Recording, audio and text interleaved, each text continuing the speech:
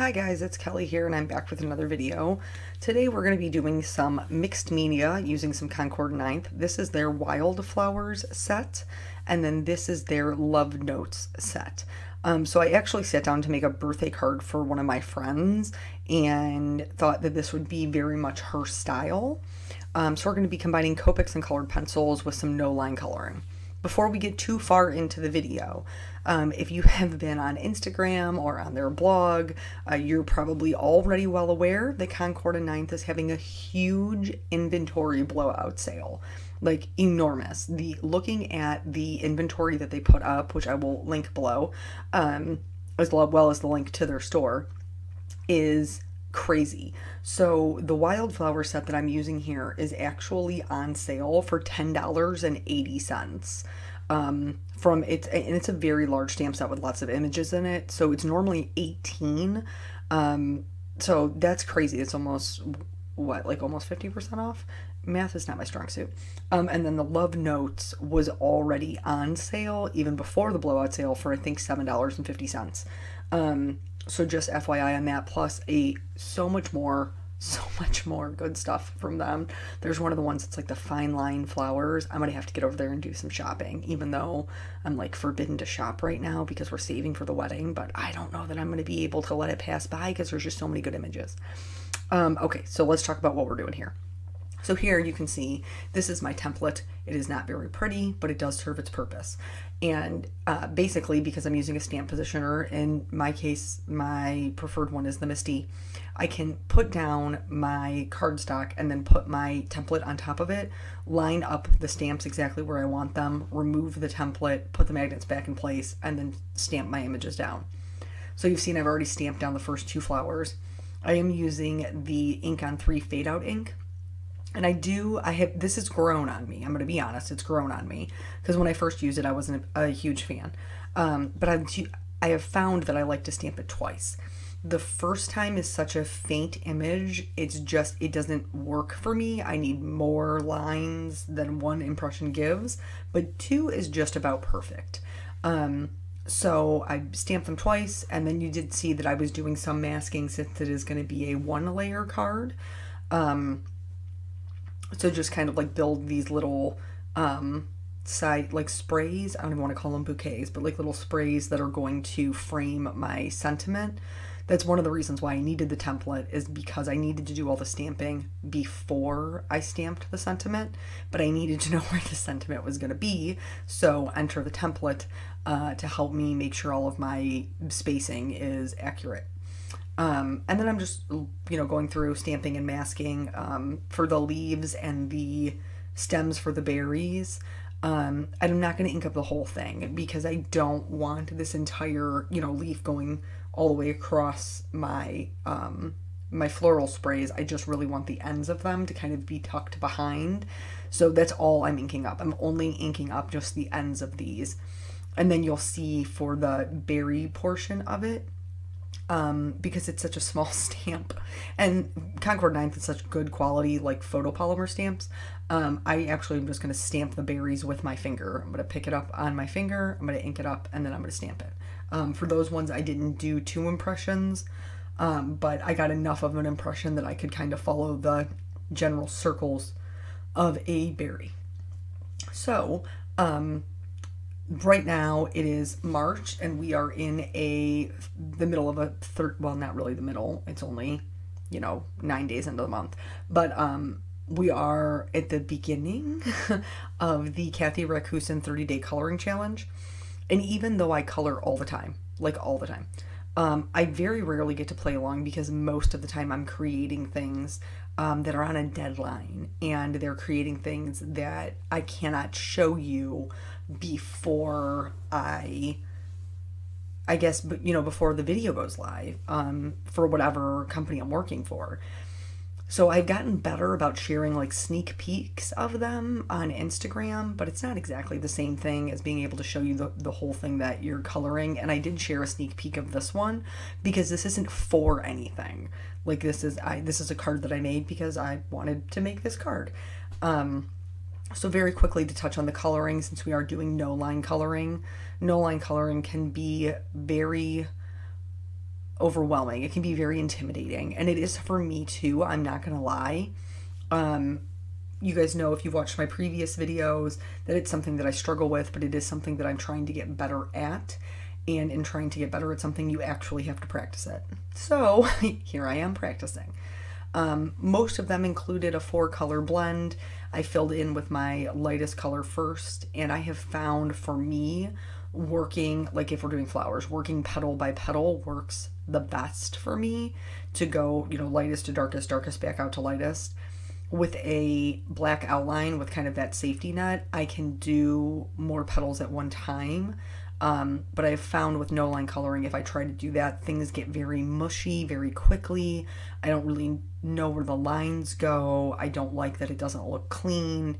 And so it just becomes very daunting for me and a little bit stressful, honestly, to try to figure out where the shading goes or where the lines are supposed to be. So going petal by petal is something that just works better for me. It is a little bit more time consuming, but obviously coloring is something that is therapeutic for me, so I'm not necessarily looking to knock a card out in like 20 minutes. You know, you guys see the video, you know, edited down to whatever, 20-25 minutes. Usually takes me about an hour and a half to 2 hours of footage. Now, sometimes that is cutting out extra things like me taking the stamps out of the packaging, or me cutting masks or having to stamp masks. Like, I take out all that stuff. But, I mean, from start to finish, like, all of those steps are still things I have to do. So, yeah, it typically does take me that long. And it's fine. I'm totally okay with that. I know when I sit down to do a card where I'm going to be coloring, that's typically my timeline. And because I enjoy coloring so much, it doesn't bother me. Another thing about this, with Kathy's 30-day coloring challenge, you know, basically the whole premise of it, which is wonderful, is to just spend, you know, 10 or 15 minutes of your day coloring. You don't have to finish a project. You don't have to complete anything. You can stop in the middle of coloring. You know, like I could stop right now with my project half finished and then come back to it the next day and come back to it the next day. The whole point of it is to take 15 minutes for yourself, to do something that you love, that's kind of like a de-stressor. And I think that's wonderful. I think it's a great, wonderful idea.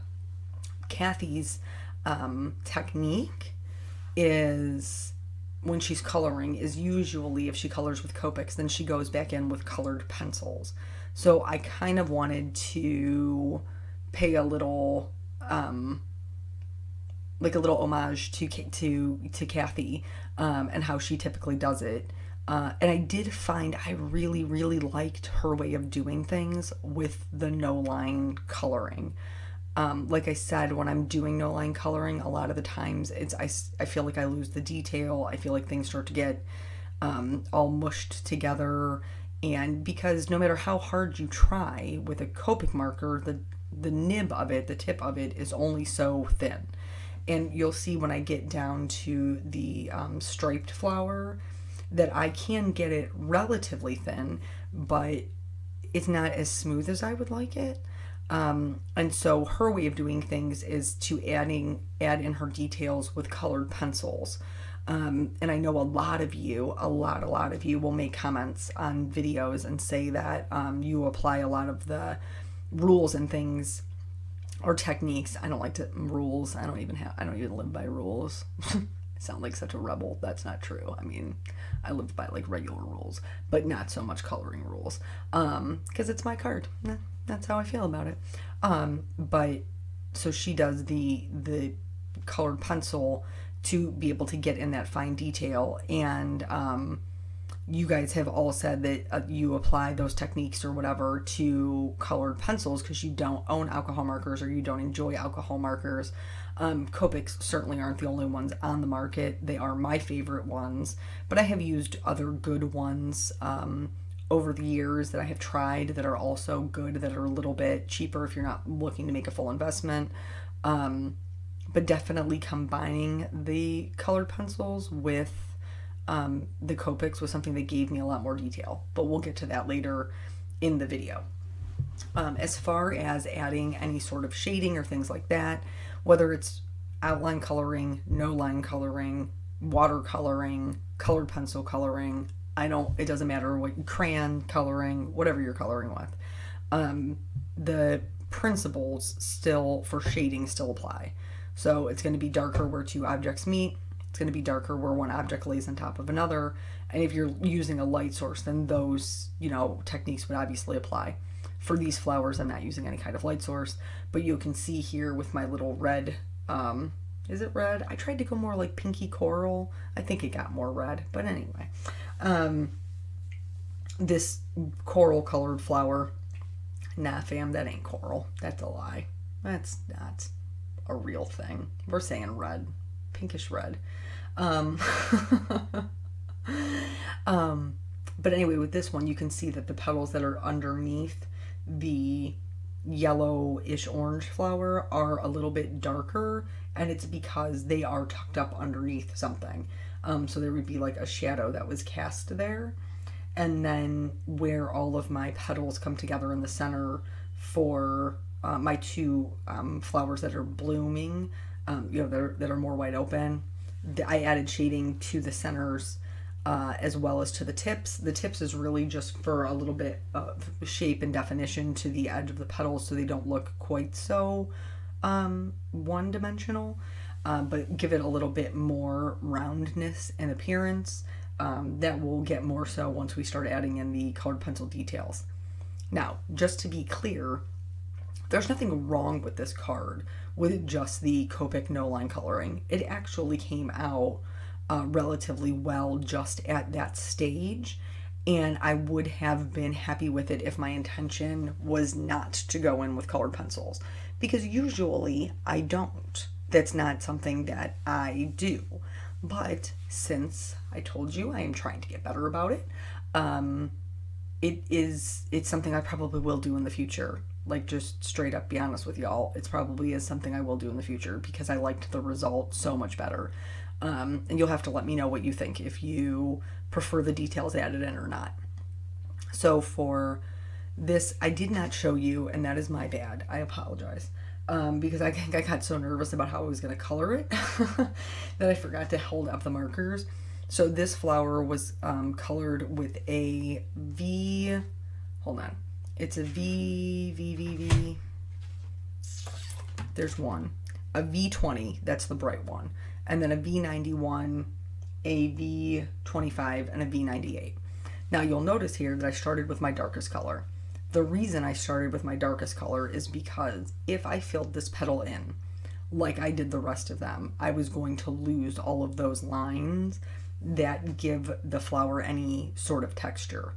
So since I didn't want to lose that, I decided to go in with my darkest color first, and then go darkest to lightest, and then lightest back out to the darkest one again, to get my shading right and still be able to maintain the intended texture of this particular flower.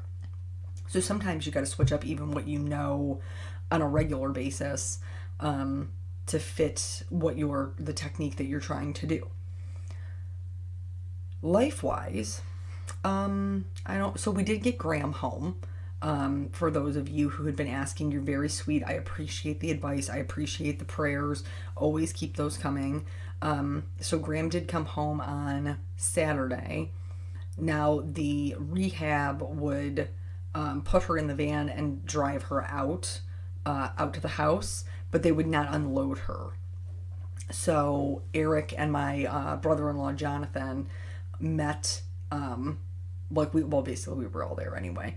So my sister Michelle came, and then me, Eric, Jonathan, and so they were able to, because they were originally talking about building a ramp, and Eric's like, why are you going to build a ramp for like this one-time thing that we're going to have to do? So what ended up happening was they just pretty much lifted her up over the one step that there was to get into the house. And then at the rehab, they taught my mom how to slide her on this board, this like medical board. So slide her from her wheelchair to bed, and from bed back into her wheelchair, or if necessary, her potty chair. So that was good. My mother was much much happier to have her home, and we're all happier to have her home. I am nervous about the toll that takes out on, on my parents, but I still wouldn't want Graham in a facility that wasn't caring for her. So it's going to be a learning curve for everybody, but here's hoping that things go well and her rehab progresses and she is able to, start walking, at least to get to, the shower or the bathroom or any of those things. So that's that. Then, after we got Graham home on Saturday, we went wedding dress shopping.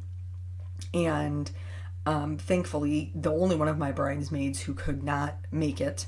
So it was me, my mom, Eric's mom, and then my bridesmaids are my two sisters. I have a maid and a matron of honor because I can't pick. And then my best friend of 20 years. Wow, I was going to say we met our freshman year of high school, but that was a long time ago. It was 20 years ago. And then Amy, who's like the fourth daughter, who's been one of my best friends my entire life. We met when we were one. And then my other bridesmaid is Dawn, who's my one of my best friends who I met through crafting. And she lives out of state. So she's the only one who couldn't make it. So going into... I had not tried on any wedding dresses. I had looked online. I hadn't tried anything on. I was waiting.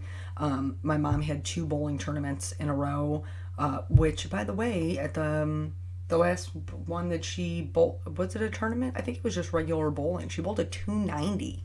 And then I think in the first frame, I think she said she had an 8 and then she couldn't pick up the spare. And that's what killed her. But, yeah, so 290. My mom was awesome at bowling. It's actually how my parents met. If I haven't told you that story, let me know, and I will tell you that story one of these other times, because it's funny. So anyway, I had looked online. I had a rough idea of what I liked. And pretty much just from going to school dances and, prom and all of that stuff, I've pretty much always kind of leaned toward the same style of dress. So I knew I wanted to start there, and I also knew what my budget was, and I was not going to be exceeding my budget. So when I met Rebecca, who was my customer service girl, she was very nice, very lovely. I explained to her the things that I liked and did not like. I like clean lines. I don't like anything that's super busy. I don't like just anything that's just so overdone. You guys, you can probably tell my style just in my card making. I'm just really, I like clean and elegant and classic looks. Those are the things that I'm attracted to.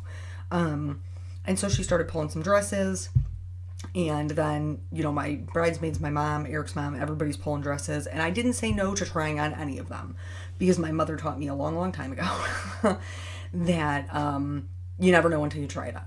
So I was like, okay, I'm open-minded. I have committed my afternoon to this. I will try them on. Side note, back to the card.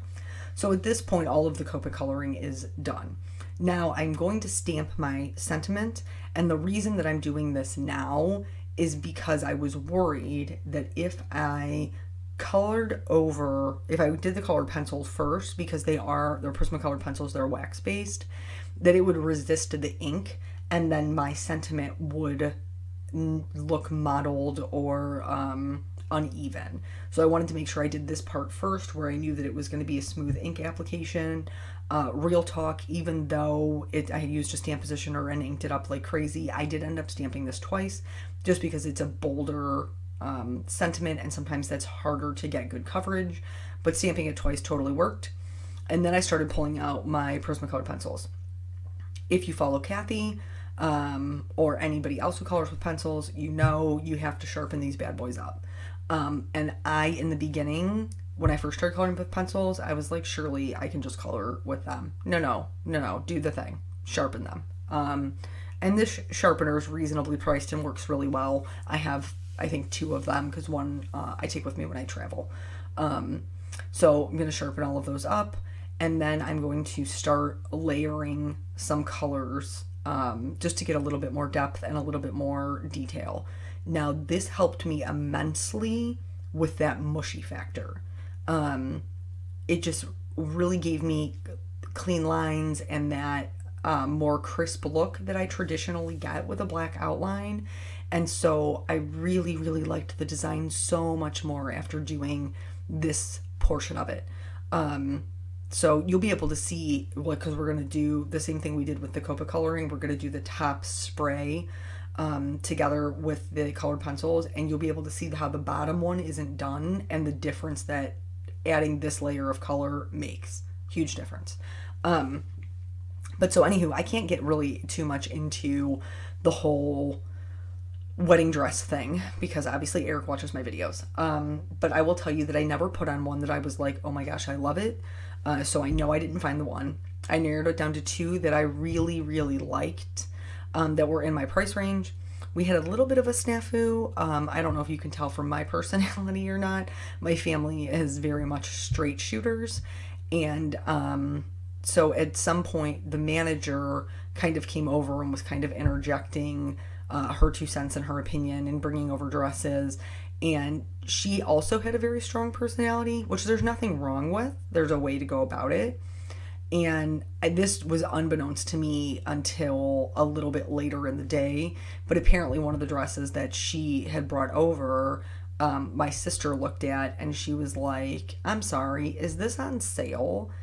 And the manager was like, no, whatever, the price tag is what the price tag is. And Kim said this is about $500 over her budget. So I'm not going to let her try this on. I'm not going to let her fall in love with a dress that is more than what she wants to pay. So kudos to my sister. So I guess my mother got also a little bit irritated for the way she kind of like barged into the whole thing when Rebecca was doing perfectly fine. She was totally holding her own. One of the dresses was also, I told you I didn't say no to trying on any of them, but one was a mermaid-style dress, and that is so not flattering on my body at all. It is flattering on some women, it is not on me. Then the next one I tried on had pockets, which honestly automatically brings the dress up to another level for me. I don't know why, I don't know what I'll store in there, but also I just really like the pockets. Then I tried on one that felt like pajamas, which was 100% amazing. And I was like, yes, I could wear pajamas at the wedding because I got to wear it all day and it'll be so good and I'll love it. But then as soon as I walked out and saw it in the mirror, I had all of these like bumps and lumps and things that I didn't have when I went in there before I put the dress on. And I was like, where are these things coming from? What are these? And my sister was like, just put on some Spanx. It'll totally be fine. And I was like, this is my bone, Kim. This is the frame God gave me. Spanx ain't gonna bring in my bone structure. But she was like, yeah, no, okay, that's not gonna work then. So I didn't find one that I totally loved, but there is another place around here that I can try. Then we moved on to the Bridesmaids Dresses. So there were 3 that I had picked out online. I was really trying to do the girls a solid and get them a dress they could wear a normal bra with, like not have to spend the whole day in a strapless. And they only had one of the 3 that I picked out. So we tried on, they had a 16 in that color and a 6. So 2 of the girls went in and tried them on. My sister Michelle was like, I like it. Deidre was like, I like it. And then so Kim tried on the same dress and she was like, I look like I'm pregnant. I don't like it. And I'm like, okay, like I don't want you to walk around feeling uncomfortable with your body all day. So I had picked out another dress, not for the dress, though the dress was cute, but for the color, because we're going in between like 2 corals, a darker coral color, which on their website is called guava, and then a true coral, very bright, which is called Coral Reef. So I wanted them to see the colors and make a choice from there. So we decided with the guava. Everybody likes that color better, and I'm cool with it. And then, so they tried on the second dress, and my sister Michelle was like, I actually like this one much better. Like, just the way it fits. I was like, okay, cool. Put Kim in it. So we do that, and she was like, yeah, I like this one much better. I don't feel uncomfortable. Okay, cool. So now everybody's trying on this dress. This dress has like a sweetheart neckline that comes up to cap sleeves, but the cap sleeves are lace. And then it has a button in the back top like an open diamond in the back where like then the zipper comes up to. And so everybody tried it on. We're looking good. Amy tries it on. She's the last one. And she's hulking out. Like she can't move her arms with the cap sleeves. So that dress also did not work out. So after all this conversation, we've decided that we're going to try to find a halter so we can avoid the shoulder issues. And so I'm back to the drawing board on all the things. Basically, that's where we're at. So wish me luck on the next one. Hopefully we can find something there that will work for me and will work for everybody else as well. So here you can see the top right hand portion has most of the shading added in. The bottom left is not. Especially in that purple flower, you can totally see the difference. Here everything's all colored in with the colored pencil. And so I'm adding little white highlights with my gel pen, and then I am going to put the clear glitter on there like I normally do. One thing to note with this though, because it is wax based, it does kind of sit on top and you have to let it completely dry before you touch it because it does stay wet much longer. So that is it. Thank you so much for joining me. Make sure you head over and check out that blowout sale because it's amazing. And that's it. So thank you guys so much for joining me, and I'll catch you on the next video. Bye.